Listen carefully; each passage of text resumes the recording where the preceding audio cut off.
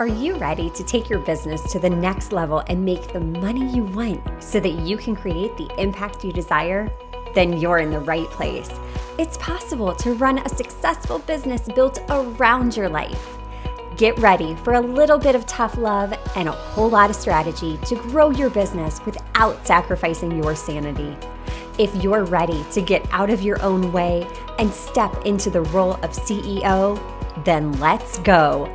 I'm Amy Traw, and this is the Motivated CEO Podcast. And today we are talking about something that most business owners know that it's important, but they don't actually take the time to do. What is this? It's planning. It is planning, but with intent. Effective planning in your business, those actionable strategies, that's what's key to building that solid foundation. Our guest today, Jordan Schanda King, is the queen of all things systems, all things scaling, and she is here to share so much value, so much wisdom with you today. Jordan, welcome into the podcast. Excited to have you here. Yeah, thank you so much. I'm excited to be here and talk about one of my favorite things. Yeah. So I loved before we even hit record, I'm like, what do we want to dive into? Like, there's so many places we could go. And you said, you know what? My zone of genius is really planning, really getting business owners to get out of that stuck stage so they can really scale their business. So, why aren't business owners, if we know that we need to be doing this, why aren't we? That is a great question. Right? $1 million I think question right there. I think it's a lot of things. Most business owners are visionaries, Hmm. right?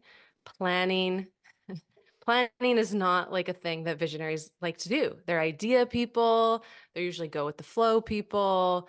Uh, Planning requires pausing, slowing down, doing things like gathering data, like all of these things that business owners are like, no, like Yeah. I don't want to do that. I don't have time to do that. I'm busy, right? They're just going to keep going, going, going. So I think that's part of it. I think the other piece of it is that we just don't know how to do it.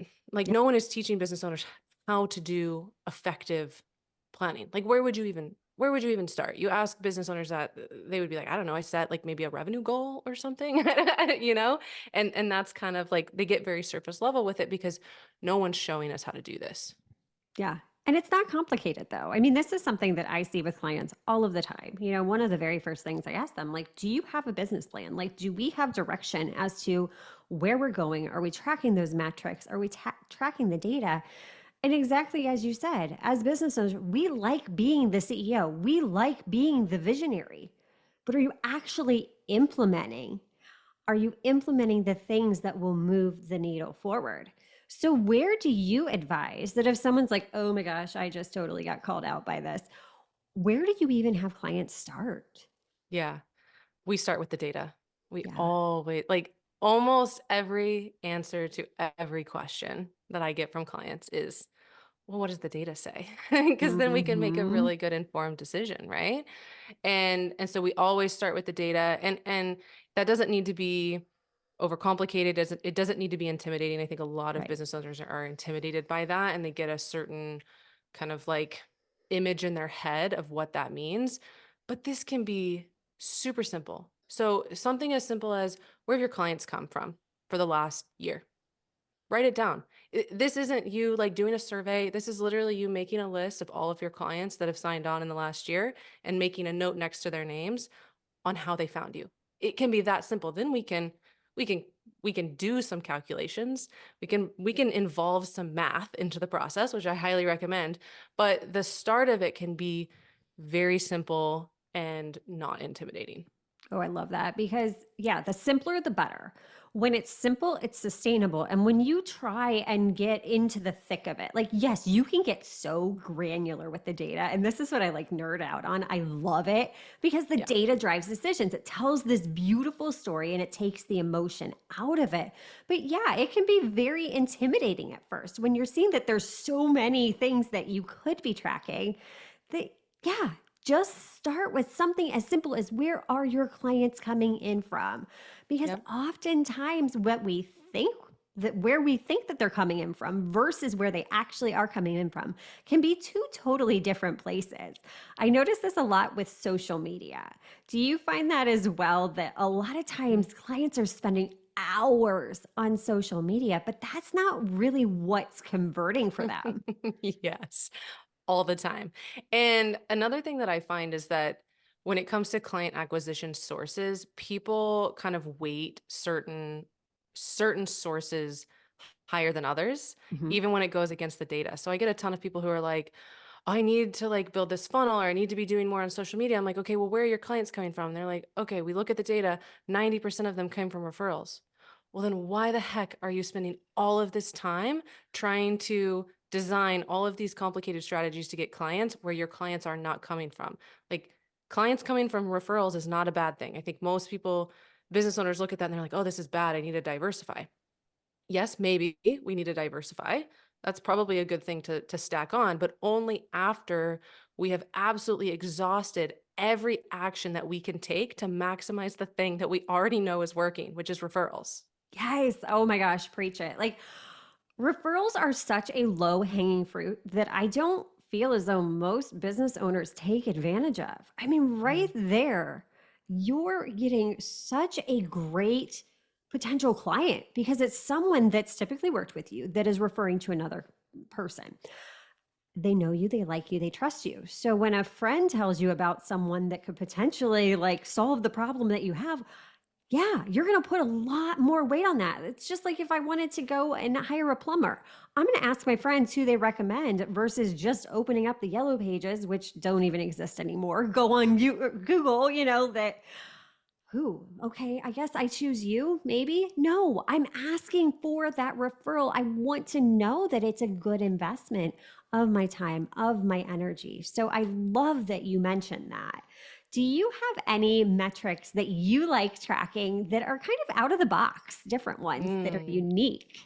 Yeah, so I'm also big on metric tracking, and when it comes to deciding what to actually track, this should be so custom. So again, it goes back to the data. So even Yep. like with the referrals thing, there's going to be some businesses where that is something you need to focus on. Others, like I think like less than 5% of our clients come from referrals because we have a really robust strategy in place for lead gen and for ads and all kinds Hmm. of different things, right? And so we have good data on where our clients come from. So we double down on that.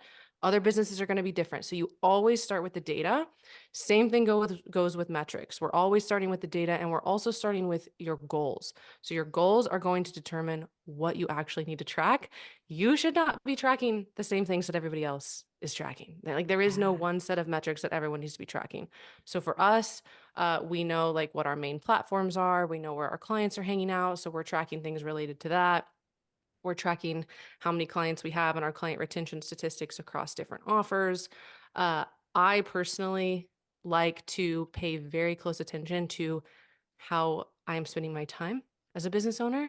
So not every like I'm not tracking my hours. Let me be very clear. I highly recommend that people do track their time periodically as business owners to see where they're actually spending time. But I, as a rule, don't like to track my time. So I'm not actually doing that. But what I am looking at is my calendar. So I'm Mm, paying very, very close attention to how many days I have on my calendar that do not have calls. yeah. So that's something that I track very, very closely. Other things are kind of standard around like revenue, expenses, owner pay, pre-tax profit, stuff like that. We lean really heavily on podcast guesting. Yeah. So that's a metric that we track. How many are we pitching per month? How many are we booking? How many are being scheduled? How many are being released? Things like that. But again, that might not be a strategy that you're leaning into. So should be totally custom. Yes. Such a great point. It needs to be custom. And when you're so clear as to what that goal is, you can literally reverse engineer anything to Exactly. create the action Exactly. plan. This is Yes. not rocket science, but it's almost like so basic that it's hard because Yeah. we feel like it's not going to move the needle forward because repeating the basics over and over and over. And as business owners, We're creating ideas. We're the visionaries. So a lot of times we're just bored in our businesses. So then we feel the need to pivot constantly. And this is something that from the outside looking in, you have done so beautifully. You started as you, and you have scaled your business into this team now. And that's what you really help other people do.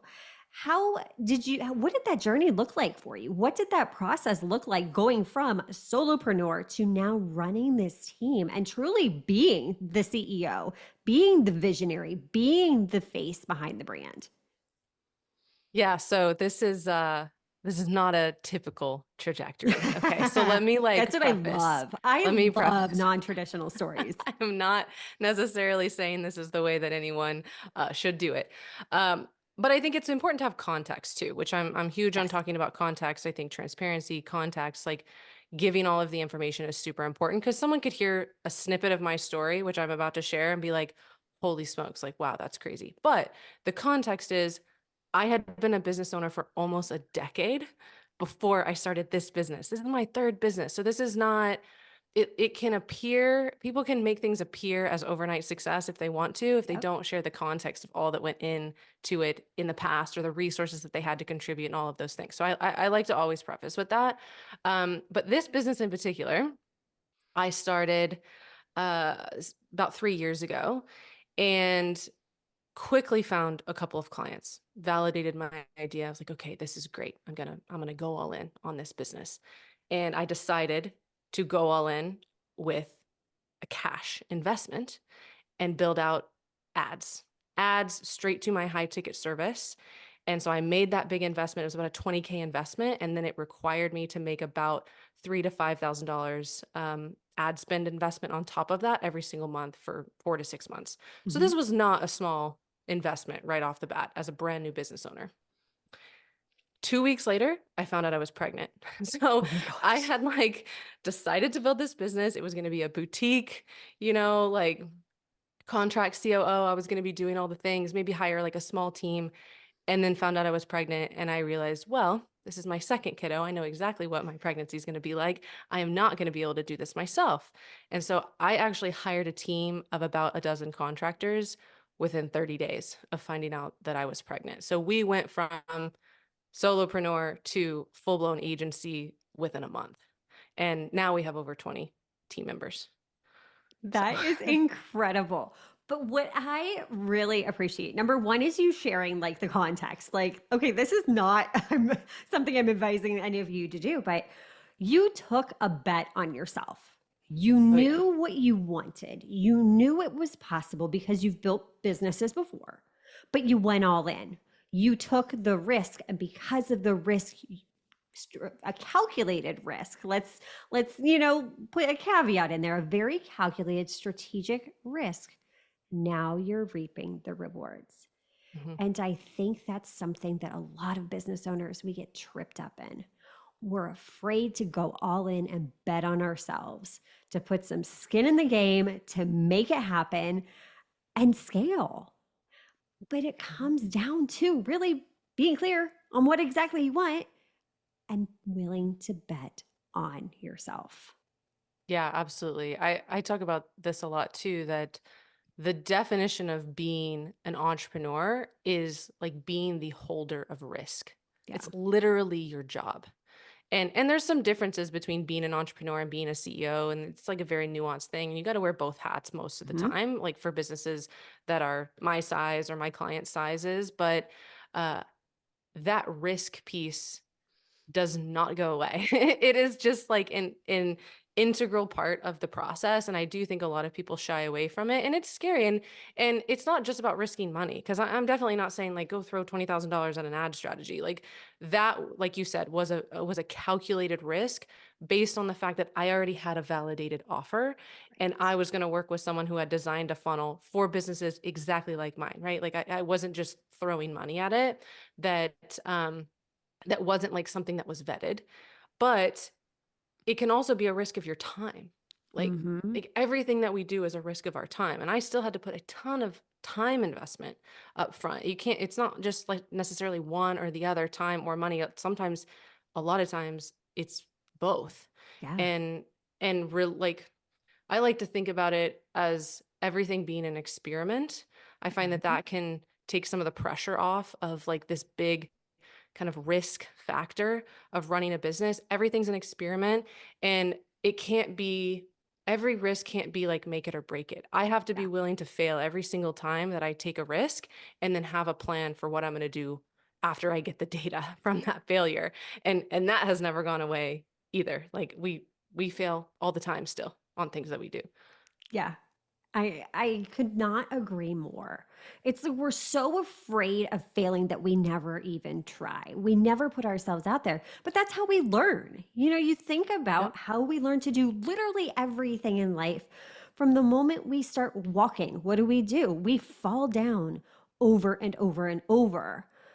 When we start running, we fall down again, but we keep getting back up. Learn to ride a bike. You know, all of these gross motor skills that we're developing as kids, we're comfortable with failure.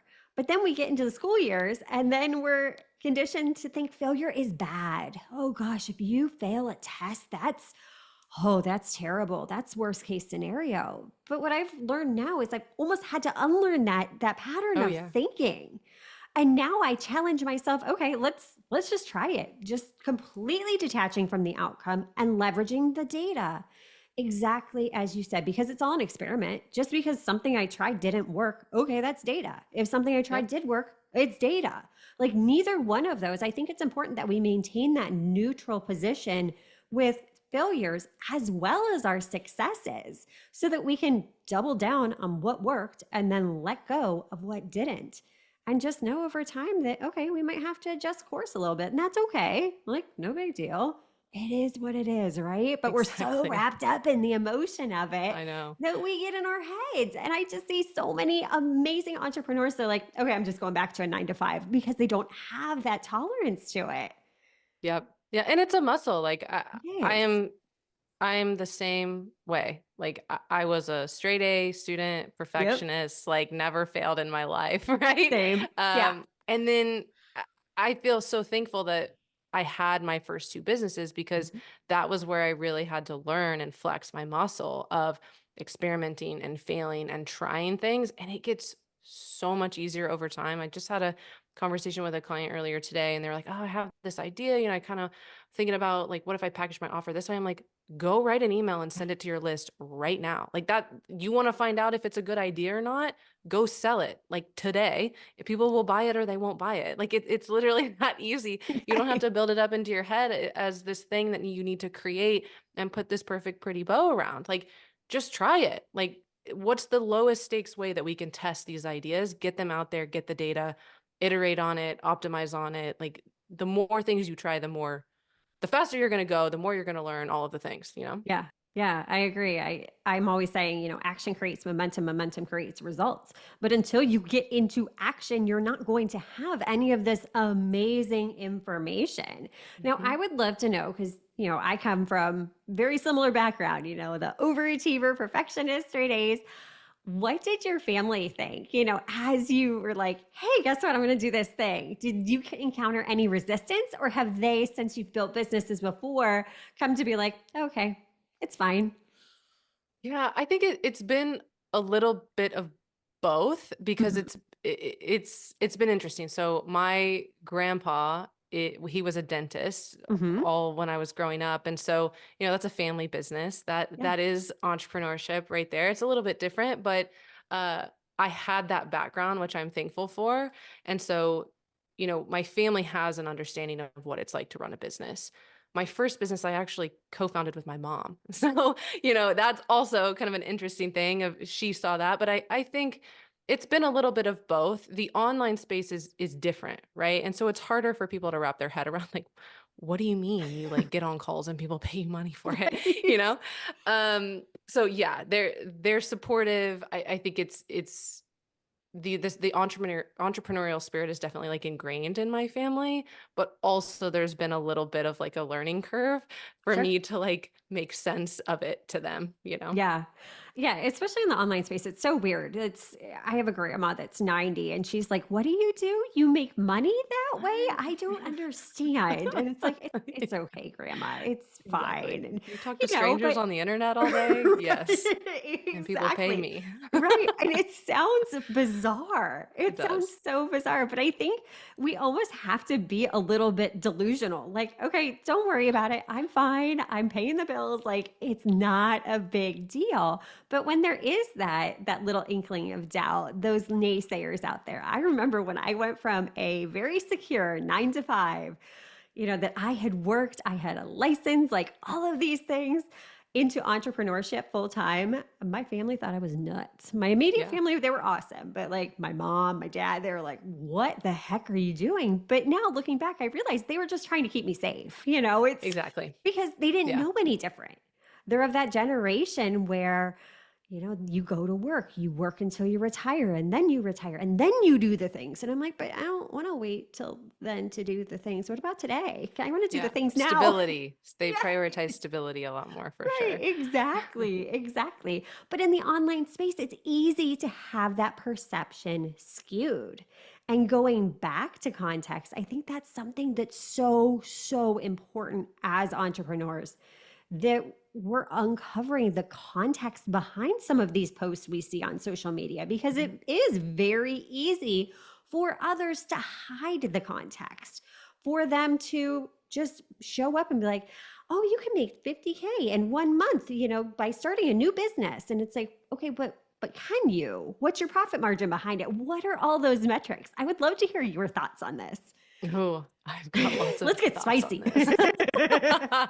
um, yes, I have lots of thoughts about this. I think the internet is a very noisy place Yeah. that actually it's a wonderful, wonderful thing, right? Yeah. Like I run my business because of it. Lots of women are creating amazing, thriving businesses because of it. But it puts out so much information and noise that I think does a real disservice to women who are building Yeah. businesses. Like you said, lack of context, lack of transparency. It also just amplifies stories that are not realistic. Okay. Like, Yeah. even if you're like, even my story, right? Like, and it's why I feel like I actively have to do everything that I can to share the context of my story, because I don't ever want people to think that what I have built, a $500,000 business in 2 years, is normal. It's not normal. Okay. And so that's not the standard that we should be holding ourselves to. What we actually know is that 90% of women owned businesses make less than 6 figures a year. That is a real thing. So when you're looking at all of this information that's being thrown at you about how much money you can make on the internet, you need to take that with a grain of salt. Again, 90% of businesses that are owned by women make less than 6 figures a year. Less than 2% make over 7 figures. Less than two, it's like 1.5% is essentially what it is of women owned businesses make over 7 figures. That's not very many. You Right. would not know that if you were scrolling social media, right? Everyone's making 7 figures.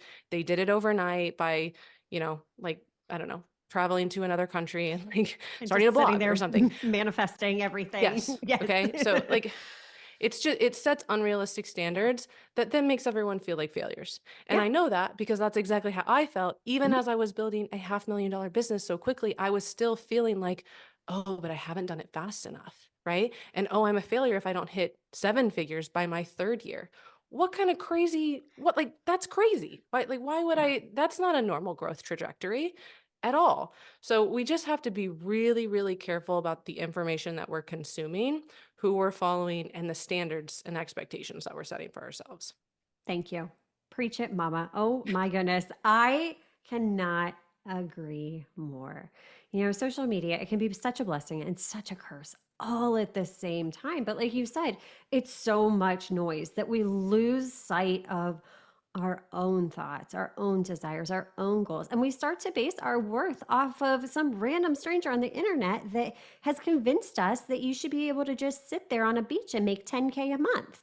Exactly. But that's not realistic. There is strategy that goes into building a business. It's about going back to what we talked about at the beginning, really being intentional and using the data to drive your decisions, pausing and taking the time to track your metrics. And then borrow the belief from Jordan, get into her world and learn more from her because she has been there. Like you said, this has taken you over 10 years to get to this point, and multiple businesses. You've evolved over time. So now we can borrow the belief from you and help collapse some of that time, because I'm sure you show your clients too, like, hey, I made some mistakes along the way, and things are constantly evolving, constantly changing. So thank you for being such a light in the online space and helping guide so many entrepreneurs. I would love to know, where is the best place for someone listening to get in contact with you and learn more about all of the amazing things that you do? Yeah, easiest place is just to go to our website, easyscaling.com.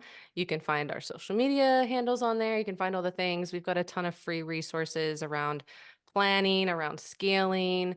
We have a really cool assessment called the BSAT that actually assesses where your business is at on like scalability. So you can look at that, all kinds of free stuff that you can tap into. So yeah, easyscaling.com. Amazing. Jordan, thank you so much. This was such an awesome conversation. Yeah, thank you. I appreciate it. And until next time, cheers to making the money you want so you can create the impact you desire.